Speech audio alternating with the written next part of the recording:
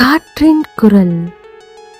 Hello மக்களே, ஒரு கதை சொல்லட்டா நிகழ்ச்சியில் உங்களோடு இணைந்திருப்பது உங்கள் சஹி. இந்த உலகத்தில் ஃபர்ஸ்ட் மார்க் வாங்குறவங்களுடைய சக்ஸஸ் ஸ்டோரி எல்லாருக்குமே தெரியும். ஆனால் ஃபெயிலானவங்களோட ஸ்டோரி யாருக்கும் தெரியாது. ஏன்னா இந்த சொசைட்டிக்கு வெற்றியோடைய ஃபோட்டோ வேணும், தோல்வியோட உண்மை முகம் வேண்டாம். இந்த கதை 3 தோல்வி அடைந்த பசங்களோட கதை. ஆனால் அவங்க வாழ்க்கையில் எப்படி ஜெயிச்சாங்கன்னு தான் நம்ம இப்போ பார்க்க போகிறோம். ராகுல், ஜெகன், யூசுஃப் இவங்க 3 பேருமே close friends. Government higher secondary ஸ்கூலில் தான் படிச்சுட்டு இருந்தாங்க. மே மாதத்தோடைய வெப்பம், 12th public exam result day. School கேட்டுக்கு வெளியே பேரண்ட்ஸ், ஸ்டூடெண்ட்ஸ்னு ஒரு பயம், படப்படப்பு, பிரார்த்தனைன்னு எல்லாம் கலந்த முகத்தோட வெளியே நின்றுட்டு இருந்தாங்க. ஒரு மார்க் ஷீட் ஒரு குடும்பத்தோடைய மரியாதையே டிசைட் பண்ணுற மாதிரி ஒரு அட்மாஸ்பியர் இருந்தது அங்கே. ராகுலுடைய அம்மாவுக்கு தன்னுடைய பையன் டாக்டர் ஆகணும், அதுக்காக தான் நம்ம இவ்வளோ கஷ்டப்படுறோங்கிற ஒரு எண்ணம், அவன் மீது அவ்வளோ ஒரு எதிர்பார்ப்பு இருந்தது. ஆனால் இங்கே ஸ்கூல் வாசலுக்கு வெளியே ராகுலோட கையில் ஒரே நடுக்கும். ஏன்னா அவன் நல்லா எக்ஸாம் எழுதுன்னு அவனுக்கே தெரியும். அந்த நேரம் அப்போது ஜெகன் வந்தான். டேய், ரிசல்ட் வந்துருச்சா? இன்னும் இல்லடா. ஜெகன் சிரிச்சுக்கிட்டே சொன்னா, நமக்கு பாஸா ஃபெயிலானு தெரியணும்னா இன்டர்நெட்லாம் தேவையில்லடா, நம்ம மூஞ்ச பார்த்தாலே தெரியாது. அதுக்குள்ள யூசுஃப் பைக்கில் வந்துட்டான். ஹெல்மெட்டை ரிமூவ் பண்ணிட்டு, டே டென்ஷன்லாம் ஆகாதீங்கடா, மேக்ஸிமம் ஃபெயில் தான், அதுக்கப்புறம் ஒரு டீ போய் குடிச்சிட்டு வருவோம். ரிசல்ட் வந்தது. ஒரே அமைதி அந்த இடம் முழுக்க. 1 நொடி 2 நொடின்னு அந்த ஒவ்வொரு நொடியும் ஒரு கணம் போல நகர்ந்துச்சு. பிறகு அந்த ஸ்கூல் காம்பவுண்ட் ஃபுல்லாக ஒரே செலிப்ரேஷன் தான். சில பேரண்ட்ஸ் கிட்ட அழுக, சில மாணவர்களுடைய கூச்சல் சத்தம், சில டீச்சர்ஸோடைய பெருமிதமான அந்த ஒரு மொமெண்ட். ஆனால் ஒரு மூலையில் இந்த 3 பேர் மட்டும் அமைதியாக நின்றுட்டு இருந்தாங்க. ராகுல் ஃபிசிக்ஸில் ஃபெயிலு, ஜெகன் மேக்ஸில் ஃபெயிலு, யூசுஃப் கெமிஸ்ட்ரியில் ஃபெயிலு. அந்த ஒரு செகண்டில் அவங்கள இந்த சொசைட்டி ஒன்றுத்துக்கும் லாய்க்கில்லாதவன், யூஸ்லெஸ்னு முத்திரை குத்திடுச்சு. 3 பேரும் ஸ்கூல்ல இருந்து நடந்து போயிட்டு இருந்தாங்க. யாரும் எதுவும் பேசவே இல்லை. கொஞ்ச நேரம் கழிச்சு ஜெகன் ஆரம்பித்தான். டேய், இந்த ரோட் கூட நம்மளை ஜட்ஜ் பண்ணுற மாதிரியே இருக்குல்ல. யூசுஃப் சொன்னா, சொசைட்டிக்கு 2 விஷயம் தாண்டா பிடிக்கும். ஒன்று ஒருத்தனுடைய வெற்றி, இன்னொருத்தனுடைய தோல்வி. ஏன்னா 2ஐயும் வச்சு தான் கம்பேர் பண்ண முடியும். ராகுல் சட்டுன்னு நின்னான். எனக்கு வீட்டுக்கு போக விருப்பம் இல்லடா.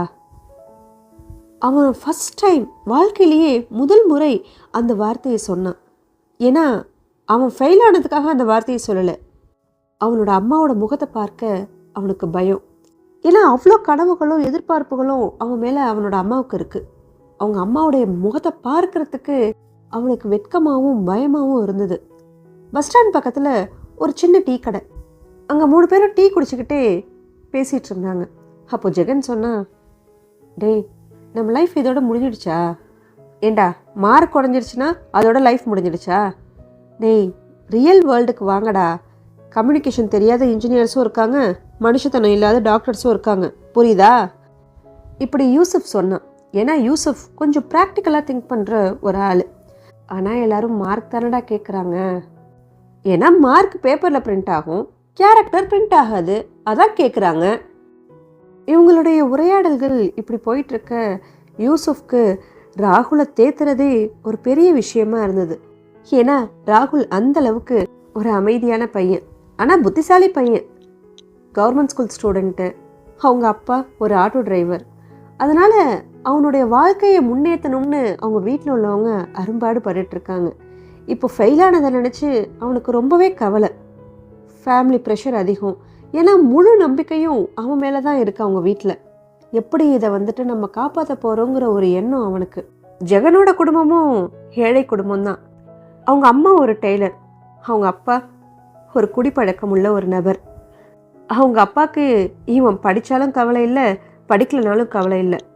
ஏன்னா இவன் படிச்சுக்கிட்டே தான் பார்ட் டைமாக சம்பாரிச்சிட்ருக்கிறானே, இவன் படிக்கலைன்னா முழு நேரமும் சம்பாதிச்சு கொடுப்பான் அப்படிங்கிற ஒரு எண்ணம். சின்ன வயசுலேருந்தே ரொம்ப வலிகள் அனுபவிச்சுவேன். ஆனால் வெளியே அதை யார்கிட்டையும் காட்டிக்காம எந்த நேரமும் சிரிச்ச முகத்தோடு இருக்கிற ஒரு கேரக்டர் தான் ஜெகன். அதனால இவன் இப்போது இந்த ஃபெயில் ஆனதை நினச்சி உள்ளுக்குள்ளே அவனுக்கு கஷ்டமாக இருந்தாலும் அவனுக்கு ராகுல் நினச்சிதான் ரொம்பவே கவலையாக இருந்தது. ஏன்னா ராகுல் மேலே அவங்க வீட்டில் வச்சுருக்கிற நம்பிக்கை அவனுக்கும் தெரியும். அதனால ராகுலை தேத்துறதுல தான் அவனுடைய முழு கவனமும் இப்போ இருந்தது. டீ குடிச்சு முடிச்சதும் 3 பேரும் அவங்கவுங்க வீட்டுக்கு போனாங்க. ராகுலோட வீடு. அம்மா கேட்டில் வெயிட் பண்ணிட்டு இருந்தாங்க. எத்தனை மார்க்கடா தம்பி? அவங்க ஆர்வமாக கேட்க ராகுல் கிட்ட அமைதி மட்டும்தான் இருந்தது. அந்த அமைதி தான் அவனுடைய பதில். அவங்களுடைய முகம் கொஞ்சம் கொஞ்சமாக மாறுச்சு. டே, ஃபெயில் ஆயிட்டியாடா? அடுத்த 10 நிமிஷம் வீடே ஒரே அமைதியாக இருந்தது. டிவி சவுண்ட் மட்டும் தான் கேட்டுட்டு இருந்தது. அந்த இரவு ராகுல் ஃபர்ஸ்ட் டைம் தன்னோட வீட்டிலேயே ஒரு கெஸ்ட் மாதிரி ஃபீல் பண்ணான். அதே நேரம் ஜெகனோட வீட்டில் தன்னுடைய ரிசல்ட்டை வீட்டில் சொன்னான். நீ படித்தாலும் வேஸ்ட்டு தான், போ வேலைக்கு போகிற வேலையை பாரு என்றாரு அவனுடைய அப்பா. அந்த வார்த்தை அவனுக்கு புதுசு இல்லை. சின்ன வயசுலேருந்தே அவன் கேட்குறது தான். நீ பொறுப்பு இல்லை, உனக்கு ஒன்றும் தெரியாது, நீ ஒரு காமெடி பீஸு. இந்த வார்த்தைகள் எல்லாம் அவன் சின்ன வயசுலேருந்து கேட்டுக்கிட்டே இருந்த வார்த்தைகள் அவனுடைய வீட்டில். ஆனால் ஒரு மனுஷன் எப்பவும் சிரிக்கிறாங்கிறதுனால அவனுக்கு வலி இல்லைன்னு அர்த்தம் இல்லைல்ல. அன்றைக்கி ராத்திரி ஜெகன் அவனோட வீட்டு வாசலில் அமைதியாக உட்காந்துருந்தான். ஃபோன் வைப்ரேட் ஆச்சு. யூசுஃப் கிட்டேருந்து மெசேஜ். டே, இருக்கியாடா? இருக்கேன். அதுவே போதும். அடுத்த நாள் mechanic shop. Yusuf bike repair பண்ணிகிட்டு இருந்தான். யூசுஃப் ஒரு மெக்கானிக் ஷாப் ஓனருடைய மகன். படிப்பை விட ப்ராக்டிக்கல் இன்டெலிஜென்ஸ் அவனுக்கு ரொம்பவே அதிகம். இந்த சமூகத்துடைய ஃபேக்கான அந்த ரெஸ்பெக்ட் அவனுக்கு பிடிக்காது. எல்லா விஷயத்துலையுமே ஸ்ட்ரைட் ஃபார்வர்டாக இருக்கக்கூடிய ஒரு பையன். அவன் பைக் ரிப்பேர் பண்ணிகிட்டு இருந்த அந்த சமயத்தில் அவனுடைய அப்பா சொன்னார், ஃபெயில் ஆகிட்டா உடனே லைஃப் ஸ்டாப் ஆகிடாது, சரியா? இந்த இன்ஜின் மாதிரி தான் மனுஷனும், சில நேரம் பிரேக் டவுன் ஆகும், ரிப்பேர் பண்ணிக்கலாம். யூசுஃப் அந்த வார்த்தையிலேயே அமைதி ஆயிட்டான். பிறகு சொன்னா, அப்பா, எல்லாரும் இன்ஜினியர் ஆகணும்னு தான் இந்த சொசைட்டி நினைக்குது. ஆனால் மெக்கானிக் இல்லைன்னா இன்ஜினியர் கார் ஓட்ட முடியுமா? இவனுடைய வார்த்தையை கேட்டதும் அவனோட அப்பா முதல் முறையாக பெருமிதமாக சிரிச்சார். தன்னோட மகன்கிட்ட இருக்கக்கூடிய அந்த அறிவும் இந்த சமூகத்தை பற்றின தெளிவும் அவனை கண்டிப்பாக ஒரு நாள் உயரத்தில் கொண்டு போய் உட்கார வைக்கணும்னு அவருக்கு நம்பிக்கை இருந்தது. ஒரு நாள் இரவு ராகுலுடைய ஃபோன் ஆஃபில் இருந்தது. எவ்வளோ ஃபோன் பண்ணாலும் அவன் அட்டன் பண்ணவே இல்லை. ஜெகன் ரொம்பவே பயந்து போயிட்டான். டே யூசுஃப், என்னடா அவன் ஃபோனே அட்டன் பண்ணல, அவனுக்கு எதுவும் ஆயிருக்காதுல்ல? பயந்துக்கிட்டே 2 பேரும் அவனுடைய வீட்டுக்கு போனாங்க. வாசலில் ராகுல் மட்டும் தனியாக உட்கார்ந்துருந்தான். அவனுடைய கண்கள் செவந்து போயிருந்துச்சு. டே ராகுல், என்னடா பண்ணுற? எவ்வளோ நேரம் நான் கால் பண்ணிட்டு இருந்தேன், எதுக்கு நீ ஃபோனே அட்டன் பண்ணலை என்று ஜெகன் படபடப்பாக பேச, நான் எல்லாரையும் ஏமாத்திட்டேன்லடா, எல்லாருக்கும் என்னால் ஏமாற்றம்தான் என்று ராகுல் ரொம்பவே சோர்ந்து போய் பேசினான். அந்த வார்த்தையை கேட்டதும் 2 பேர்கிட்டையும் ஒரு அமைதி நிலவுச்சு. ஏன்னா இந்த சொசைட்டியில் நிறைய ஸ்டூடெண்ட்ஸ் சூசைட் அட்டென்ட் பண்ணுறதுக்கு காரணம் ஃபெயிலியர் இல்லை, வீட்டில் உள்ளவங்களை நம்ம ஏமாற்றிட்டோமோ, நாம் ஏமாந்துட்டோமோ அப்படிங்கிற அந்த ஃபீல் தான் அவங்கள அந்த முடிவுக்கு கொண்டு போகுது.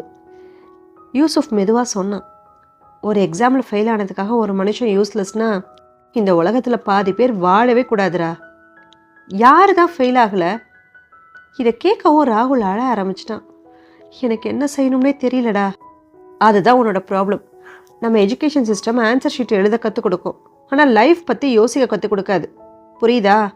லைஃப் தான் முக்கியம், இதை நினச்சே ஃபீல் பண்ணிகிட்ருக்காத என்று அவனுக்கு ஆறுதல் சொன்னான். ஒரு நாள் பஸ் ஸ்டாண்ட் டீ ஷாப்பில் 3 பேரும் டீ குடிச்சிட்டு இருந்தப்போ ஜெகன் பொறுமையாக சொன்னான், ஏண்டா எனக்கு ஒரு ஐடியா தோணுது, அதை இம்ப்ளிமெண்ட் பண்ணலாமா? என்ன ஐடியா? நம்மளை மாதிரி ஃபெயிலான ஸ்டூடெண்ட்ஸ்க்கு டியூஷன் எடுக்கலாமா? 2 நிமிஷம் அங்கே ஒரு அமைதி நிலவுச்சு. பிறகு யூசுஃப் சிரிச்சான். ஃபெயில் ஆனவங்களுக்கே டியூஷன் எடுக்கிறதா? செமடா. எக்ஸாக்ட்லி, அதை தான் சொல்ல வரேன். அப்போ தான் எல்லாருக்கும் புரியும். என்னடா புரியும்? டேய், நம்மளே ஃபெயில் ஆகிருக்கோம். நம்ம என்ன எல்லா சப்ஜெக்ட்லேயுமா ஃபெயில் ஆகிட்டோம்? ஆளுக்கு ஒரு சப்ஜெக்டில் ஃபெயில் ஆகிருக்கோம். மற்றபடி நமக்கு கான்செப்ட் நாலேஜ்லாம் நமக்கு இருக்குது தானே. ஸோ அதை வச்சு நம்ம எப்படி படித்தா நமக்கு புரியும்னு நமக்கு ஒரு ஐடியாலஜி தோணுதோ அதை வச்சு மற்ற பசங்களுக்கும் நம்ம சொல்லிக் கொடுப்போம். என்ன இந்த ஐடியா நல்லா இருக்கா? ஐடியாலாம் நல்லா தான் இருக்கு. யார் வருவாங்க? பயம் இல்லாத இடத்துக்கு எல்லாரும் வருவாங்க. ஒரு சின்ன ரூமை வாடகைக்கு எடுத்தாங்க. 3 பிளாஸ்டிக் சேர், ஒரே ஒரு ஒயிட் போர்டு, மறுபடியும்னு ஒரு டைட்டிலை வச்சு ஃபெயில் ஆனவங்களுடைய லைஃப் முடிஞ்சிடல அப்படிங்கிற ஒரு டேக்லைனையும் வச்சு நல்லபடியாக ஸ்டார்ட் பண்ணாங்க.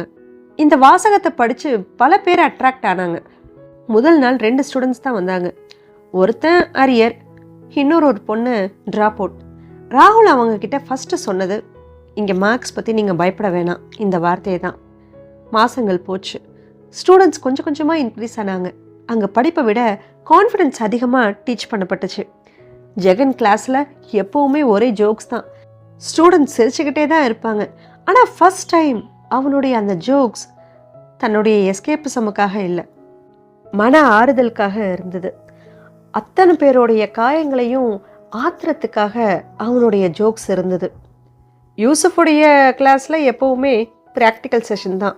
லைஃப்பில் எல்லாரும் சேம் ரூட்டில் போகணும்னு அவசியம் இல்லை. ஒவ்வொருத்தவங்களுக்கும் ஒவ்வொரு வழி இருக்குது. இப்படி எனர்ஜெட்டிக்காக பூஸ்ட் பண்ணுற மாதிரி அவன் பேசிக்கிட்டு இருப்பான். ராகுலுடைய கிளாஸ் எப்போவுமே அமைதியாக இருக்கும். ஏன்னா அவனுக்கு சைலண்ட் லாங்குவேஜ் ரொம்பவே தெரியும். அதனால் ஸ்டூடெண்ட்ஸ் கிட்ட தனியாக பேசுவான். இப்படியே மாதங்கள் கழிஞ்சுது. 1 வருஷம் முடிஞ்சது. ஸ்டூடெண்ட்ஸ் எல்லாருமே கிளியர் பண்ணாங்க. மறு வருஷமும் போச்சு. நிறைய ஸ்டூடெண்ட்ஸ் அவங்களுக்கு கிடைச்சாங்க. அந்த வருஷமும் அதிக பர்சன்டேஜ் கொடுத்தாங்க. அந்த ஊர்லேயே அவங்க 3 பேரும் பெரும் பேசு பொருளாக மாறினாங்க. சில வருடங்கள் கழித்து அதே கவர்மெண்ட் ஸ்கூல். இந்த முறை அவங்க சீஃப் கெஸ்ட். எந்த டாப்பிக்கில் தெரியுமா அவங்கள கூப்பிட்டுருந்தாங்க? Failure after public exam. இந்த டாப்பிக்கில் தான் ஸ்டேஜில் ராகுல் பேச ஆரம்பித்தான். ஒரு மார்க் ஷீட் ஒரு மனுஷனுடைய ஃப்யூச்சரை டிசைட் பண்ணாது. நாங்கள் ஃபெயில் ஆன நாள் சொசைட்டி எங்களை ரொம்பவே ரிஜெக்ட் பண்ணிச்சு. ஆனால் அந்த தோல்வி தான் நாங்கள் யாருன்னு எங்களுக்கு புரிய வச்சுது. இப்படி ராகுல் பேச அடுத்து ஜெகன் பேச ஆரம்பித்தான். பேரண்ட்ஸ் கிட்ட ஒரு முக்கியமான ஒரு வேண்டுகோளை நான் வைக்கிறேங்க. ப்ளீஸ் உங்கள் பசங்க கிட்ட மார்க்கை மட்டும் கேட்காதீங்க. அவங்க ஓகேவா இருக்காங்களான்னு கேளுங்க. அவங்க மனசை ரொம்ப கஷ்டப்படுத்தாதீங்க. அவங்களுடைய கெப்பாசிட்டி என்னவோ அதுக்கு தான் அவங்களால எடுக்க முடியும். உங்கள் பிள்ளையோட கெப்பாசிட்டி உங்களுக்கு தெரியும்ல. அப்புறம் ஏன் திரும்ப மற்றவங்களோட கம்பேர் பண்ணுறீங்க? அந்த பையன் இவ்வளோ மார்க் எடுத்துட்டான், இந்த பையன் இவ்வளோ மார்க் எடுத்துட்டான், நீ இவ்வளோ தான் எடுத்திருக்க, நீ எதுக்கு திட்டுறீங்க, எதுக்கு கம்பேர் பண்ணுறீங்க? ஒவ்வொருத்தவங்களுக்கும் ஒவ்வொரு கெப்பாசிட்டி. நம்ம பையன் இந்த மார்க்கில் வந்துட்டு டவுனாக இருக்கானா, அவனுக்கு வேற ஒரு திறமை இருக்கும். அவனுக்கு எதில் திறமை இருக்கோ அதில் ஊக்குவிக்க பாருங்க. ஜெகன் பேச பேச அந்த அரங்கமே அமைதியாச்சு. பல பேரண்ட்ஸ் கண் கலங்கினாங்க. இந்த உலகம் எப்பவும் ஃபஸ்ட் ரேங்க் வாங்குறவங்கள தான் செலிப்ரேட் பண்ணும். ஆனால் தோல்வியிலேருந்து மீண்டு வரவங்க தான் என்றைக்குமே ஸ்ட்ராங்கான பர்சன்ஸ். ஏன்னா வெற்றி கான்ஃபிடென்ஸை கொடுக்கும், தோல்வி கேரக்டரை உருவாக்கும். சில நேரம் லைஃப் நம்மளை கீழே தள்ளும். அது என்றைக்கும் முடிவு கிடையாது.